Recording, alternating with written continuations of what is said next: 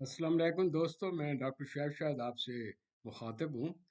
پچھلے میں کوئی 25 ایک پروگرام سے آپ کے سامنے انسانی فطرت کے مختلف مراحل کے متعلق بات چیت کر رہا ہوں کہ کس طریقے سے بچہ بڑا ہوتا ہے، پھر جوانی، نوجوانی، پھر اڈلٹ ہوتا ہے، پھر شادی بیاہ ہوتا ہے، پھر اس کے بعد اس کے پروفیشن ہے، پھر بچے وغیرہ ہو جاتے ہیں، اور اواخر میں وہ ایک قدرت کی طرف سے آخری موقع پر ہوتا ہے اور خدا کو یاد کرتا ہے اس دنیا سے چلا جاتا ہے۔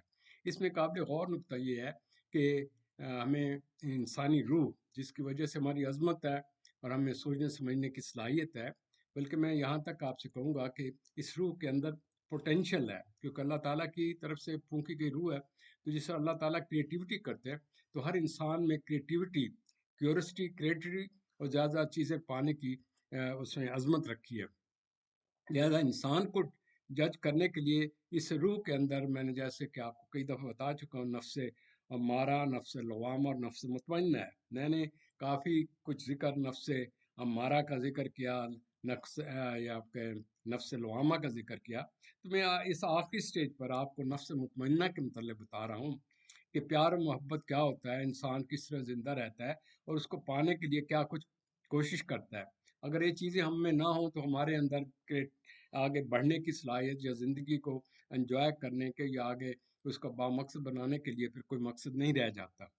لیکن لہٰذا میں اس سٹیج پر اس کا جب آخری حصہ پیش کر رہا ہوں تو میں اس میں ان ہستیوں کا ذکر کروں گا، ان انسانی فطر نفس مطمئنہ کا ذکر کروں گا جس میں کہ قرآن شریف میں بار بار ذکر ہے۔ اگر تو میں اس ٹاپک کر لوں تو یہ بہت لمبا چوڑا ہو سکتا ہے۔ میری کوشش ہوگی، میں نے پوائنٹ کچھ لکھے ہیں، ان کی طرف مد نظر رکھتے میں اتنی ہی بات کروں گا، ورنہ یہ بات پھیل جائے گی تو اس کا کوئی مقصد نہیں ہوگا۔ سب سے پہلے یہ دیکھیے گا کہ انسان کی خود غرض ہے، جیسے کہ آپ پتہ ہے، وہ اپنی بقا کے لیے کوشش ہے، اور اس خواہشات کو پانے کے لیے پھر وہ پیار محبت کے چکر میں پڑتا ہے، تو جس میں پھر جنسیت آ جاتی ہے، حیوانیت، کہ یہ نہ ہو تو پھر آگے بات نہیں بنتی، جس سے کہ اللہ تعالیٰ نے پیدا کیا۔ لیکن اگر آدمی صرف اس حیوانیت تک ہی رہ جائے تو پھر وہ انسان نہیں رہتا۔ پھر اس کے بعد اللہ تعالیٰ نے آپ کو شعور بخشا، اچھے برے کی تمیز کر کے چلنا، تاکہ جو اصول و ضوابط اس کے تحت ہم زندگی گزاریں۔ اب آخری حصہ جو آتا ہے کہ انسان کی عظمت کا وہ حصہ بھی ہے جب انسان کے پاس سب کچھ ہوتا ہے، لیکن وہ اپنے ایک مشن کے لیے یا رضائے خدا کے لیے یا اس کے سامنے جو چیز ہوتا ہے اس کے لیے اپنی جان قربان کر دیتا ہے۔ تو اس میں ہسٹری میں ہمارے بھری پڑی ہے کہ کس طریقے سے میں پہلے پچھلی ہسٹری کو ذکر کروں گا، پھر اس کا مڈل ایسٹ کا کروں گا، پھر موجودہ دور کی بات کروں۔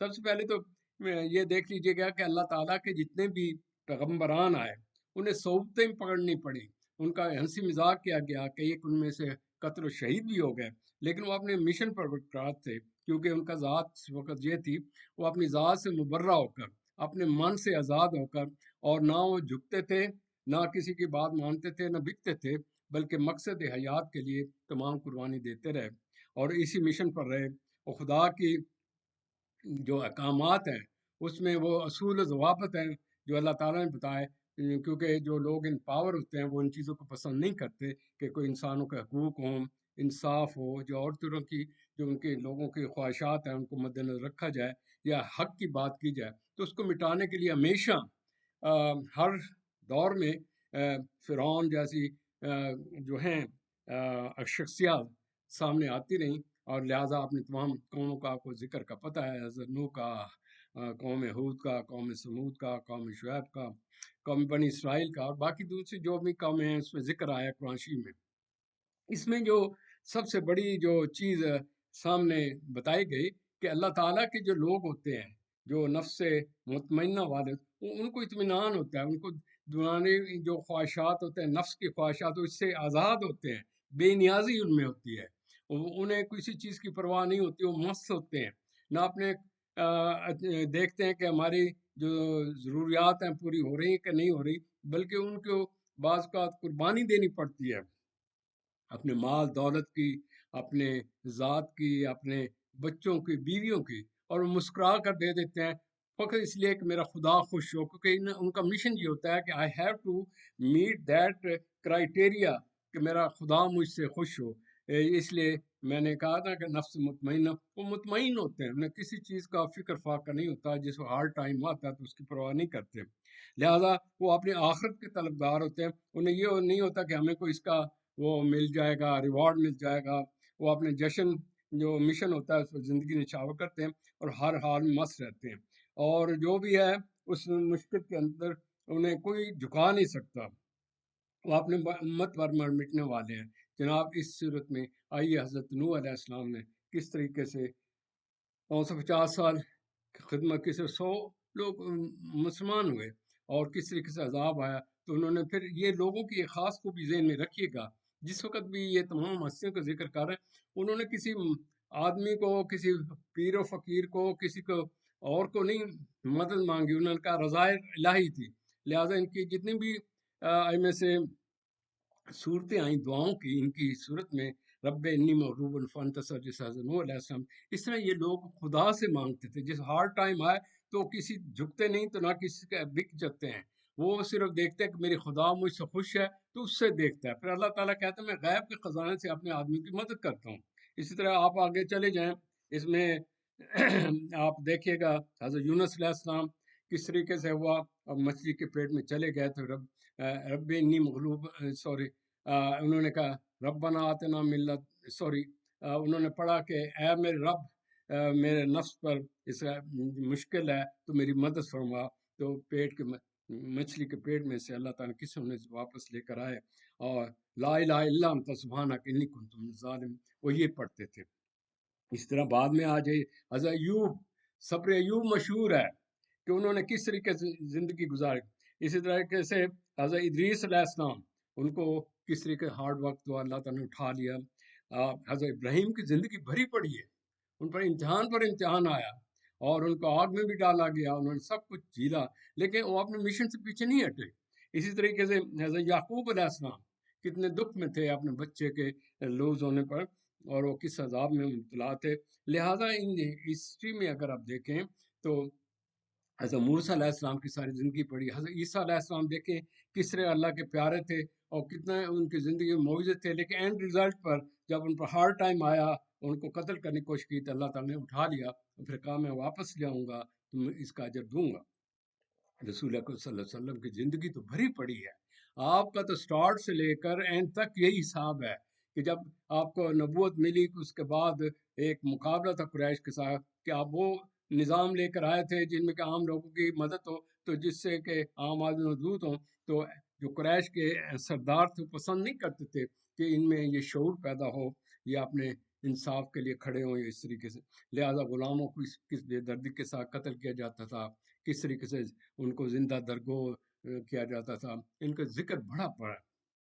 رسول اللہ صلی اللہ علیہ وسلم کی ذات گراہ میں آپ دیکھیں کہ شعبہ ابی طالب اس میں 3 سال محصور رہے، پھر کس طریقے سے ہجرت کی، ہجرت سے مراد بھی یہ ہے کہ آپ اپنے سارے اولاد سب کچھ چیزوں کو چھوڑا کر خدا کی راہ میں چلے جانا، تو یہ جو ہے نا اس چیز کو سامنے رکھے کہ یہ چیزیں کیا ہیں کہ لوگوں کو اپنے ملک کو چھوڑنا پڑتا ہے، اولاد کو چھوڑنا پڑتا ہے، اپنے زندگی کو چھوڑنا، اپنے پیشے کو چھوڑنا پڑتا ہے، لوگوں نے اپنی سلطنتیں اس لیے ختم کر دی، صرف اس لیے کہ نفس مطمئنہ کہتی کہ میں رضا کی خاطر کرنا چاہتا ہوں، تو لہذا ان چیزوں کو کرتے ہوئے یہ ذہن میں رکھیے گا کہ یہ چیزیں جو میں آپ کے سامنے ذکر کر رہا ہوں یہ کوئی عام آدمی کے بس میں نہیں ہے، یہ ایک ٹیسٹنگ ہے، آپ کی زندگی میں بہت سے ایسے مواقع آئیں گے جہاں آپ کو دیکھنا ہے کہ میں نفس میں سے لوامہ پر ہوں یا نفس جو نیکسٹ کیٹیگری ہے یا فائنل کیٹیگری میں پہنچ چکا ہوں۔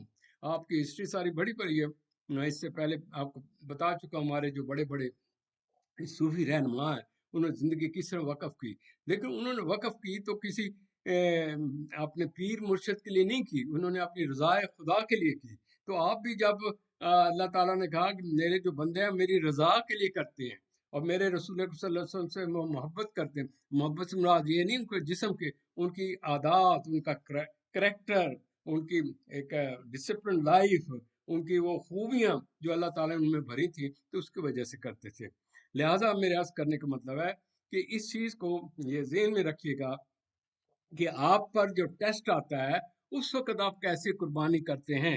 تو آئیے اب ہم ذرا آخر میں ان حصوں کو میں خاص طور پر ذکر کروں۔ ہمارے جتنے بھی 4 امام ہیں، حضرت ابو بکر صدیق، حضرت عثمان، حضرت عمر رضی اللہ عنہ اور حضرت علی رضی اللہ عنہ، ان لوگوں کی زندگی کیا تھی؟ دے نفس مطمئنہ کے لوگ تھے. جب وقت آیا تو حضرت بکر صدیق رضی اللہ عنہ نے انہوں نے پورا کا پورا مال لا کر رکھ دیا کہ یا حضرت آپ کو ضرورت ہے. تو آپ نے کہا جی پیچھے گھر کو چھوڑا کرنے، خدا اور رسول کا نام لے. تو اس کو کہتے ہیں، یہ لفظ جو میں آپ کو کر رہا ہوں یہ کہنا بڑا آسان ہے، سب کچھ گھر کا اٹھا کے رکھ دینا. حضرت عثمان رضی اللہ عنہ آپ دیکھیں، ان کی شہادت ہوتی ہے حق کے اوپر. حضرت عمر رضی اللہ عنہ، ان کا دیکھیں اللہ تعالیٰ نے کیا مقام اور کیا کچھ تھے، لیکن وہ کس طریقے سے جب کہیں جاتے تھے، جس روم کے وہ سلطنت کے طرف گئے تو جس میں سے اونٹ پر تھے تو باری باری تھے کہ ایک باری آپ لیتے تھے، ایک غلام لیتے تھے. تو جو باری آنے لگی شہر کے نزدیک تو اس وقت غلام نے کہا یا حضرت، لوگ کیا کہیں گے، نہیں نہیں. تو کہنے کا مطلب ہے دے ور پیپل آف انصاف کے اوپر، اور انہوں نے زندگی اس پر قربان کی. لہذا دیکھیے جتنے بھی تینوں ہمارے امام حضرات ہیں، تینوں شہید ہو گئے. کیوں؟ شہادت سے مراد یہ ہوتا ہے کہ they sacrifice their life and they took a stand and they face the thing. سب سے بڑی قربانی کا سبق اور کیا آپ لیتے ہیں؟ حضرت امام حسین رضی اللہ عنہ کا دیکھیے گا، ان کے پاس سب کچھ ہے، اتنا نام ہے، اتنا مقام ہے، اور اتنے پیارے ہیں خدا کے اور رسول کے کہ ان کا کیا مقام میں پیش کروں. لیکن دیکھیے جب حق کے لیے گئے تو انہوں نے اپنی جان بھی قربان کی، اپنے اولاد کو بھی قربان کیا، اپنا سب کچھ قربان کر دیا. کس لیے؟ کہ ہی ٹک اے اسٹینڈ، کہ جو حق کی بات ہے اس کے لیے جب کرتے ہیں تو رضائے خدا ہوتے ہیں. اس میں یہ نہیں ہوتا کہ دنیاوی نمود و نمائش کے لیے آپ اس وقت کوئی نہ کوئی طریقہ کار ڈھونڈیں یا ان چیزوں کی طرف چلیں. میرے عرض کرنے کا مطلب یہ ہے، اب دیکھیے کہ کیا انہوں نے اس سے جو سبق حاصل ہے کہ جو یہ ہستیاں تھیں جب انہوں نے یہ کچھ کیا، کا اس کے دوسرا پارٹ آپ بھول رہے ہیں. دوسرا پارٹ ان کا ہے صبر. جب وقت آیا تو مسکرا دیے، انہوں نے قربانیاں دے دی. جب وقت آیا تو مسکرا کر چیز پیش کی، یہ نہیں کہ ماتھے ٹیڑھی چڑھی ہیں. جب مسکرائے اور پھر اللہ تعالیٰ کے ان پہ اللہ تعالیٰ نے فرشتے بھی ان کے لیے بڑے بڑے سلام پیش کرتے ہیں، تمام ہستیوں کو جن کا میں ذکر کر رہا ہوں. تو اس میں یہ نہیں ہے کوئی چیخے پھنائے. اب اس سے ہمیں کیا سبق ملتا ہے؟ ہم پر جب ہارڈ ٹائم آتا ہے تو اس وقت آپ کیا کرتے ہیں؟ جب آپ کے گھر میں آپ کا سب سے پیارا فوت ہوتا ہے، ہال دعائی اور وین کر رہے ہوتے ہیں، پورے محلے کو پتہ ہوتا ہے عورتیں کیا کر رہی ہیں، ہر طرف یہ ایک شور و غوغا منا ہوتا ہے کہ جیسے صبر نامی کوئی چیز ہی نہیں. اب دیکھیں حضرت امام حسین رضی اللہ عنہ، کیا ان کی اولاد نے یہ اس قسم کا چیخو پکار کی تھی؟ کس خاموشی کے ساتھ، کسی کو پتہ ہی نہیں چلا کہ اللہ کے لوگوں نے اپنی زندگی باقی پوری کی. تو اس سے ہمیں سبق یہ کرنا چاہیے کہ جب ہارڈ ٹائم آئے تو اس کو فیس کریں. فیس کرتے ہوئے آپ وہ لڑائی بھڑائی مت کریں، اس وقت صبر کریں. وہ صبر ہی آپ کا ریوارڈ ہے جس کی وجہ سے اللہ تعالیٰ نے اس کو نفس مطمئنہ کہتے ہیں. نفس مطمئنہ سے کیا؟ دے مطمئن ہے، نئی روٹی ملی خوش ہے الحمدللہ، مل گئی الحمدللہ، بچے کا اللہ کو پیارے ہو گئے. تو رسول اللہ صلی اللہ علیہ وسلم کا حضرت ابراہیم جو ان کا بیٹا تھا اللہ کو پیارے، تو کیا انہوں نے روئے چلائے؟ انہوں نے کہا نہیں جی میرے اللہ کی رضا ہے.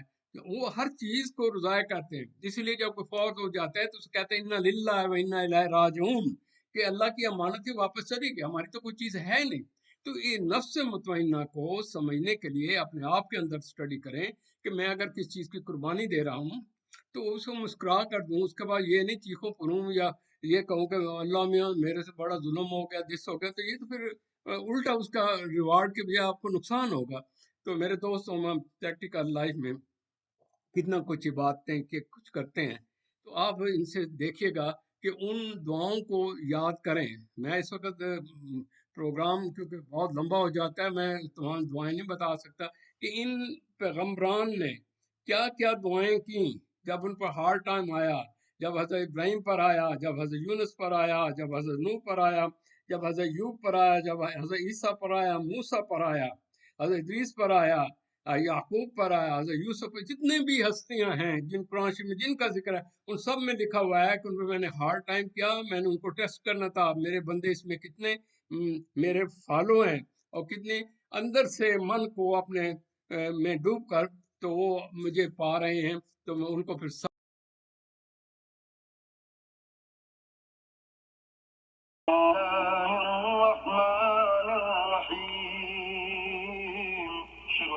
کے نام سے جو بڑا مہربان نہایت رحم والا ہے. هل أتى على الإنسان حين من الدهر لم يكن شيئا مذكورا.